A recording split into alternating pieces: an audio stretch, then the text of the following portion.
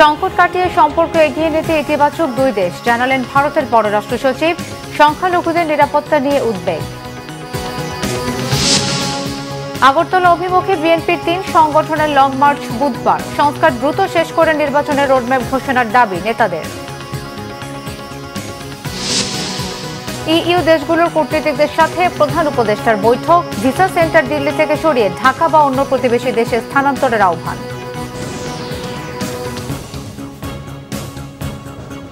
দেখছিলেন crown cement সংবাদ শিরোনাম। ভারতের পররাষ্ট্র সচিব বিক্রম মিশ্র বলেছেন, বাংলাদেশের সাথে গঠনমূলক ও ইতিবাচক সম্পর্ক চায় ভারত। সংকট কাটিয়ে উঠে সম্পর্ক এগিয়ে নিতে চায় দুই দেশ। বাংলাদেশের পররাষ্ট্র সচিব মোহাম্মদ জসিম উদ্দিনের সঙ্গে দ্বিপক্ষীয় বৈঠক এবং পররাষ্ট্র উপদেষ্টা তৌহিদ হোসেনের সঙ্গে সৌজন্য সাক্ষাৎ শেষে সাংবাদিকদের এসব কথা বলেন তিনি। বলেন, বাংলাদেশের সংখ্যালঘুদের নিরাপত্তা ও কল্যাণ বিষয়ে ভারতের উদ্বেগের কথা জানিয়েছেন তিনি। সংস্কৃতি, ঐতিহ্য ও কূটনৈতিক সম্পদের উপর যে হামলা হয়েছে তাতে দুঃখজনক উল্লেখ করে এসব বিষয়ে আলোচনা হয়েছে বলেও জানান তিনি। বলেন, এসব বিষয়ে বাংলাদেশের ইতিবাচক উদ্যোগ আশা করে ভারত। দুদেশের সম্পর্ক যে গণমুখী হয় সে ব্যাপারে কাজ করার অঙ্গীকার ব্যক্ত করেন বিক্রম মিশ্র। এর আগে বেলা 11:15টায় রাষ্ট্রীয় অতিথি ভবন পদ্মায় পররাষ্ট্র সচিব জসিম উদ্দিন ও ভারতের পররাষ্ট্র সচিব বিক্রম মিশ্র দ্বিপক্ষীয় বৈঠক করেন। পরে পররাষ্ট্র উপদেষ্টা তৌহিদ হোসেনের সঙ্গে মন্ত্রণালয়ে সৌজন্য সাক্ষাৎ করেন ভারতের পররাষ্ট্র সচিব। আজকে ঢাকা ছাড়ার কথা রয়েছে তার। ঢাকা থেকে আগরতলা অভিমুখে লং মার্চের কর্মসূচি ঘোষণা করেছে বিএনপির ৩ সহযোগী সংগঠন। জাতীয়তাবাদী যুবদল, স্বেচ্ছাসেবক দল ও ছাত্রদল আগামী বুধবার এই কর্মসূচি পালন করবে। নয়াপল্টনে বিএনপির কেন্দ্রীয় কার্যালয়ে সংবাদ সম্মেলনে যুবদলের সভাপতি এম মোনায়েম মুন্না এই কর্মসূচি ঘোষণা করেন। তিনি বলেন, ভারতীয় আগ্রাসন ও বাংলাদেশের বিরুদ্ধে মিথ্যা তথ্য সন্ত্রাসের প্রতিবাদে আগামী ১১ ডিসেম্বর বুধবার ঢাকা থেকে আগরতলা অভিমুখে আখাউড়া সীমান্ত পর্যন্ত লং মার্চের কর্মসূচি পালিত হবে। সেদিন সকাল ৮টায় নয়াপল্টনে জমায়েত হয়ে শান্তিপূর্ণ লং মার্চ শুরু হবে। গত রবিবার এই ৩ সংগঠন ঢাকার বাড়িধারায় ভারতীয় হাইকমিশন অভিমুখে প্রতিবাদী পদযাত্রা কর্মসূচি করে। ভারতে বাংলাদেশ মিশনে হামলা, বাংলাদেশের জাতীয় পতাকা অবমাননা, ভারতের মিডিয়ার বাংলাদেশের বিরুদ্ধে চলমান তথ্য সন্ত্রাস এবং বাংলাদেশের অভ্যন্তরীণ বিষয়ে অযাচিত হস্তক্ষেপ থেকে বিরত থাকার দাবিতে আগরতলা অভিমুখে এই লং মার্চ।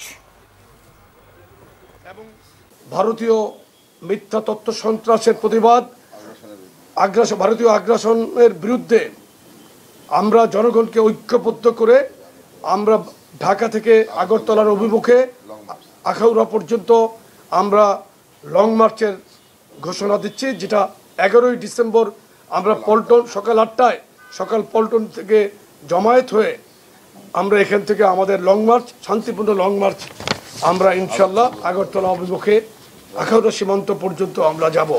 সংস্কার দ্রুত শেষ করে নির্বাচনের রোডম্যাপ ঘোষণার দাবি জানিয়েছেন বিএনপি চেয়ারপারসনের উপদেষ্টা আমানুল্লাহ আমান। সকালে খুলনার শিববাড়ি জিয়া হল প্রাঙ্গণে সোনারাঙ্গা বিএনপির দ্বিবার্ষিক সম্মেলনের উদ্বোধন করেন তিনি। বলেন, অন্তর্বর্তীকালীন সরকারের অধীনে নির্বাচনের মধ্য দিয়ে একটি নতুন সরকার গঠিত হবে। ফ্যাসিস্ট সরকারের কোনো দোসরকে বিএনপিতে ঠাঁই দেওয়া হবে না বলেও সাফ জানিয়ে দেন তিনি। সম্মেলনে উপস্থিত ছিলেন বিএনপির খুলনা বিভাগীয় সহকারী সাংগঠনিক সম্পাদক জয়ন্ত কুমার কুণ্ডু, খুলনা মহানগর বিএনপির আহ্বায়ক অ্যাডভোকেট শফিকুল আলম মনা ও সদস্য সচিব শফিকুল আলম তুহিন। যত দ্রুত সম্ভব সংস্কার কমিশনের কার্যক্রম সমাপ্ত করে একটি সুষ্ঠু নির্বাচন দেওয়ার জন্য এবং সেই লক্ষ্যে আজকে অন্তর্বর্তীকালীন সরকার এগোচ্ছে এবং দ্রুতই নির্বাচন হবে আমরা এই আশাবাদ রাখি। দল ঐক্যবদ্ধ, ঐক্যের বিকল্প নেই। বিএনপির মধ্যে নেতৃত্বের প্রতিযোগিতা আছে, কিন্তু অনেকের কোনো বিষয় আপনারা দেখবেন না। ইনশাল্লাহ ঐক্যবদ্ধভাবে দল সংগঠিত হচ্ছে, ঐক্যবদ্ধভাবে দল সংগঠিত হবে, ঐক্যের বিকল্প নেই। ইউরোপীয় ইউনিয়নভুক্ত দেশগুলোর ভিসা সেন্টার দিল্লি থেকে সরিয়ে ঢাকায় অথবা প্রতিবেশী কোনো দেশে স্থানান্তরের অনুরোধ জানিয়েছেন প্রধান উপদেষ্টা ডক্টর মোহাম্মদ ইউনূস। দুপুর 12টায় রাজধানীর তেজগাঁওয়ে প্রধান উপদেষ্টার কার্যালয়ে ইইউ কূটনীতিকদের সঙ্গে এই বৈঠক হয়েছে। 19 সদস্যের প্রতিনিধি দলটির নেতৃত্বে ছিলেন বাংলাদেশে নিযুক্ত ইউরোপীয় ইউনিয়নের head of delegation Michael Miller. প্রধান উপদেষ্টা বলেন, ভারত বাংলাদেশিদের জন্য ভিসা সীমিত করায় অনেক শিক্ষার্থী দিল্লি গিয়ে ইউরোপের ভিসা নিতে পারছেন না, ফলে তাদের শিক্ষাজীবন নিয়ে অনিশ্চয়তা তৈরি হয়েছে। ইউরোপের বিশ্ববিদ্যালয়গুলো বাংলাদেশের শিক্ষার্থী পাচ্ছে না।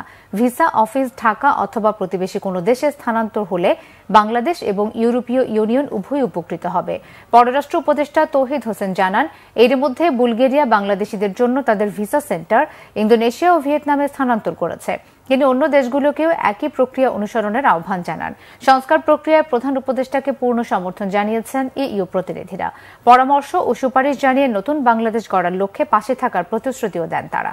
অন্তর্বর্তী সরকারের প্রধান উপদেষ্টা ডক্টর মোহাম্মদ ইউনূস বলেছেন, পদক্ষেপ প্রদানের মধ্যে সীমাবদ্ধ না রেখে সমাজ পরিবর্তনে বেগম রোকেয়ার সাহস, উদ্যম, কল্পনার শক্তিকে সবার মাঝে ছড়িয়ে দিতে হবে। আজকে যারা পাঠ্যক্রম প্রণয়নের দায়িত্বে আছেন তাদের রোকেয়ার মতো ব্যক্তিদের খুঁজে বের করে পাঠ্যক্রমে অন্তর্ভুক্তির তাগিদও দেন তিনি। সোমবার রাজধানীর ওসমানী স্মৃতি মিলনায়তনে রোকেয়া দিবসের অনুষ্ঠানে এসব কথা বলেন অন্তর্বর্তীকালীন সরকারের প্রধান উপদেষ্টা। বক্তব্যে প্রধান উপদেষ্টা সমাজ পরিবর্তনে বেগম রোকেয়ার অবিস্মরণীয় ভূমিকা এবং তার চিরন্তন প্রেরণার কথা স্মরণ করেন। পরে দর্শকের সারিতে বসে রোকেয়া দিবস উপলক্ষে নারী শিশু মন্ত্রণালয় আয়োজিত মনোজ্ঞ সাংস্কৃতিক পরিবেশন উপভোগ করেন প্রধান উপদেষ্টা। নারী জাগরণের অগ্রদূত বেগম রোকেয়া সাখাওয়াত হোসেনের ১৪২তম জন্ম ও ৯২তম মৃত্যুবার্ষিকী আজ।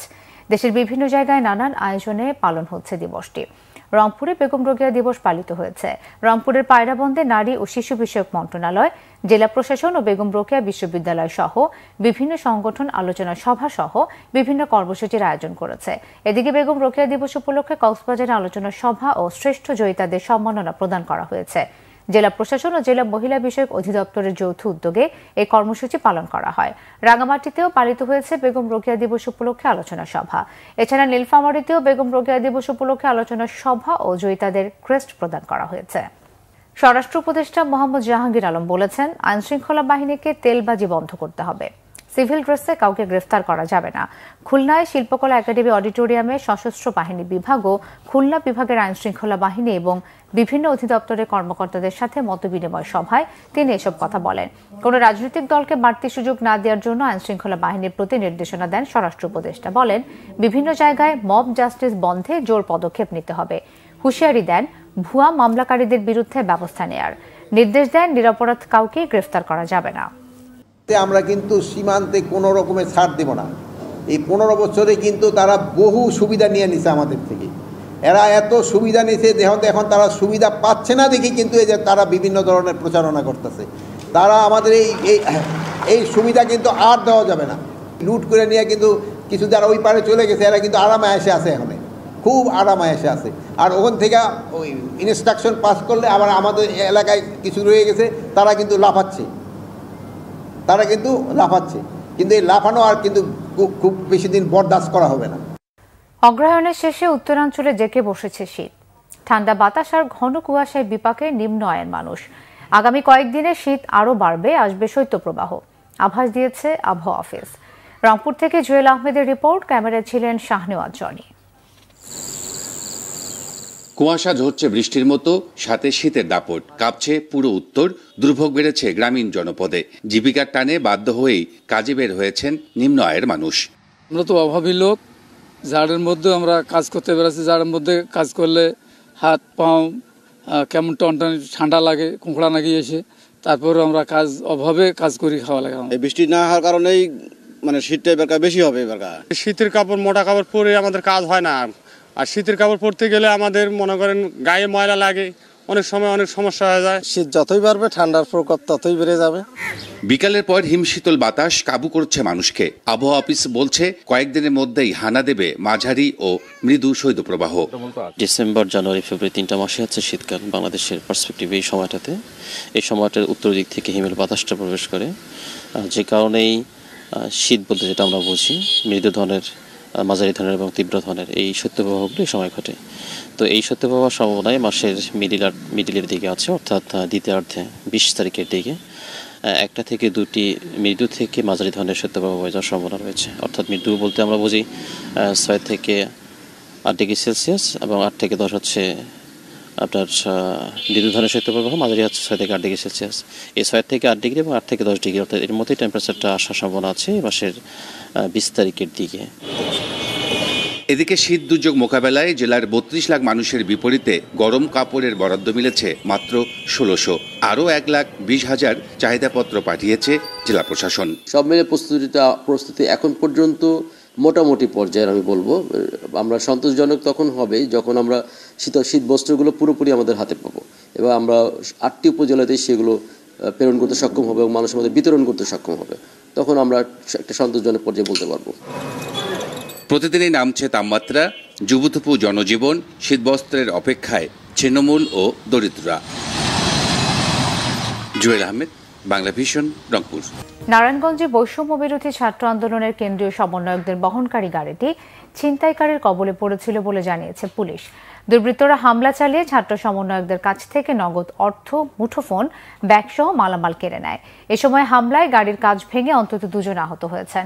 রবিবার দিবাগত রাত 2টার দিকে নারায়ণগঞ্জের সোনারগাঁয়ে ঢাকা চট্টগ্রাম মহাসড়কের মেঘনা টোল প্লাজা এলাকায় এ ঘটনা ঘটে। ওই পথে বান্দরবানের লামার উদ্দেশ্যে রওনা হয়েছিলেন ছাত্রনেতারা। ঘটনার সময় গাড়িটিতে ছিলেন বৈষম্য বিরোধী ছাত্র আন্দোলনের কেন্দ্রীয় নির্বাহী কমিটির সদস্য সচিব আরিফ সোহেল, সদস্য রূপাইয়া শ্রেষ্ঠা তঞ্চঙ্ঘা, মাহমুদা সুলতানা, রাকিব মোহাম্মদ, মইনুল ইসলাম, ইব্রাহিম নীরব, ঢাকা বিশ্ববিদ্যালয়ের শিক্ষার্থী ইয়াসমিন মিতু ও ছাত্রনেতা মিশু আলী। অপরাধীদের ধরতে অভিযান চালাচ্ছে পুলিশ। নানান আয়োজনে আন্তর্জাতিক দুর্নীতি বিরোধী দিবস পালিত হচ্ছে দেশের বিভিন্ন জায়গায়। এবারের স্লোগান, দুর্নীতির বিরুদ্ধে তারুণ্যের একতা, গড়বে আগামীর শুদ্ধতা। দিবসটি উপলক্ষে চট্টগ্রামে বিভিন্ন সরকারি বেসরকারি দপ্তর, ব্যাংক, এনজিও, বিভিন্ন প্রতিষ্ঠানের শিক্ষার্থী, সাংবাদিক ও সুশীল সমাজের প্রতিনিধিরা মানববন্ধন করে। সুখী, সমৃদ্ধ ও দুর্নীতিমুক্ত দেশ বিনির্মাণে জনগণকে এগিয়ে আসার আহ্বান জানান বক্তারা। গাজীপুর জেলা প্রশাসন ও দুর্নীতি দমন কমিশনের যৌথ উদ্যোগে জেলা প্রশাসকের কার্যালয়ের সামনে মানববন্ধন শেষে হয় আলোচনা সভা। ঠাকুরগাঁয়ে কর্মসূচির উদ্বোধন করেন জেলা প্রশাসক ইসরাত ফারজানা। বের করা হয় বর্ণাঢ্য র্যালি, পরে হয় আলোচনা সভা। মানববন্ধন ও আলোচনা সভার মধ্য দিয়ে দিবসটি পালিত হয়েছে কিশোরগঞ্জে। আলোচনা সভায় প্রধান অতিথি ছিলেন জেলা প্রশাসক ফৌজিয়া খান। ঝিনাইদহে জেলা প্রশাসকের কার্যালয়ের সামনে জাতীয় সঙ্গীতের বাজিয়ে জাতীয় পতাকা উত্তোলন করা হয়। পরে হয় মানববন্ধন। দিবসটি উপলক্ষে কক্সবাজারে জাতীয় পতাকা উত্তোলন, মানববন্ধন ও আলোচনা সভা হয়েছে। মাদারীপুরে পতাকা উত্তোলন ও র্যালি শেষে হয় আলোচনা সভা। এছাড়াও খাগড়াছড়ি, রাঙ্গামাটি, মেহেরপুর ও ব্রাহ্মণবাড়িয়া সহ দেশের বিভিন্ন জায়গায় দিবসটি পালিত হয়েছে। 7 দফা দাবিতে আশুলিয়ার ঘোষবাগ এলাকায় কর্মবিরতি পালন করেছে নাসা গ্রুপের শ্রমিকরা। কারখানা থেকে বেরিয়ে শ্রমিকরা আবদুল্লাপুর বাইপাইল মহাসড়কে অবস্থান নেওয়ার চেষ্টা করে। শিল্প পুলিশ তাদেরকে সড়ক থেকে সরিয়ে দেয়। অন্যদিকে শ্রমিকদের দাবির মুখে এর কিছুক্ষণ পরে নিশ্চিন্তপুর এলাকার আল মুসলিম গ্রুপের একটি কারখানায় ছুটি ঘোষণা করে মালিকপক্ষ। আন্দোলনরত শ্রমিকরা জানান, দাবি আদায় না হওয়া পর্যন্ত আন্দোলন চালিয়ে যাবেন তারা। দেশের বিভিন্ন জায়গার আরও কিছু খবর নিয়ে একটি ডেস্ক রিপোর্ট। সাতক্ষীরার কলারোয়া উপজেলা ও পৌর বিএনপির নেতাকর্মীদের যৌথ সভা হয়েছে। প্রধান অতিথি ছিলেন বিএনপির কেন্দ্রীয় তথ্য ও প্রকাশনা বিষয়ক সম্পাদক হাবিবুল ইসলাম হাবিব। তিনি অভিযোগ করেন, বিএনপির ভাইস চেয়ারম্যান তারেক রহমানের নামে মিথ্যা মামলা দিয়ে জিয়া পরিবারকে ধ্বংস করার পরিকল্পনা করেছিল স্বৈরাচারী হাসিনা ও তার দোসররা।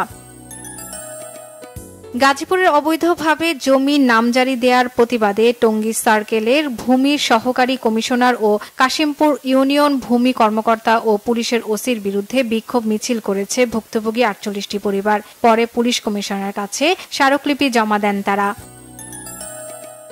হবিগঞ্জের বাগজুড়ে সুতসাই শান হাওর রিসার্চ অ্যান্ড রিসোর্স ডেভেলপমেন্ট সেন্টারের ভিত্তিপ্রস্তর স্থাপন করা হয়েছে। উদ্বোধন করেন হবিগঞ্জ কৃষি বিশ্ববিদ্যালয়ের ভিসি প্রফেসর সাইম উদ্দিন আহমেদ। ঝালকাঠির নলছিটিতে প্রধান শিক্ষিকার বিরুদ্ধে বিক্ষোভ ও মানববন্ধন হয়েছে। নলছিটি উপজেলা পরিষদের সামনে সড়কে এ মানববন্ধন হয়।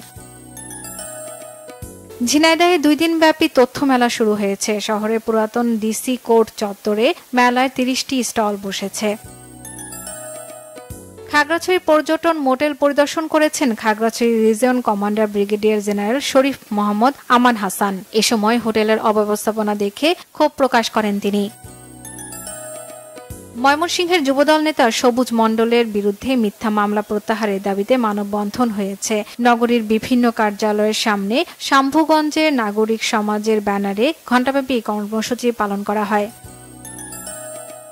নরসিংদী টেক্সটাইল ইঞ্জিনিয়ারিং কলেজকে বস্ত্র অধিদপ্তরের অধিভুক্ত দাবিতে ক্যাম্পাসে শাটডাউন কর্মসূচি পালন করেছে শিক্ষার্থীরা। এ সময় কয়েক ঘণ্টা ঢাকা সিলেট মহাসড়কে যান চলাচল বন্ধ থাকে, পরে তা স্বাভাবিক হয়।